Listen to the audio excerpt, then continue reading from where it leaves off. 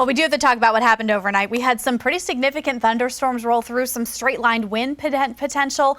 Luckily, that has all since moved to our east, but there's still some heavy rain in Union County and Newberry County, and a few showers into Greenville, Anderson, Abbeville, and Lawrence counties. You can see it here.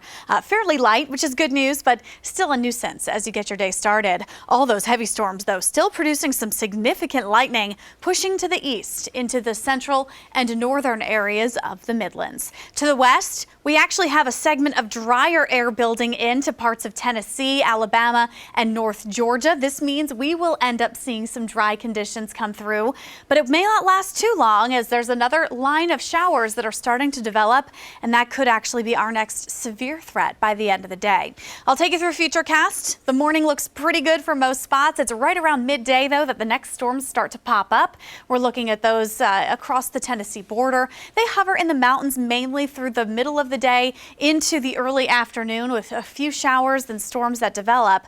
And then by the time we get to 5, 6, and 7 o'clock this evening, some of these storms start to build back into the upstate, kind of pushing southward all the way through sunset and then clearing in the overnight. So we will have a severe weather risk this afternoon and this evening with those storms that pop up. Slight risk for the mountains in the northern upstate, a marginal risk farther to the south. So the farther south you go, the better off you are for actually staying a little safer from any strong to severe weather, but it's still going to be something we continue to monitor all throughout the day. Temperatures right now are in the 50s and 60s. Pretty comfortable to start the day. It gets to 77 around the upstate with the afternoon storms. Mountain towns reach 72 degrees again with storms returning from midday into the afternoon, and there could be some gusty wind in advance of that. So we're going to rate your day on the Carolina Sky Meter a 7 out of 10. Not looking too bad, but there will be pockets of the day, especially late, that bring that storm risk back.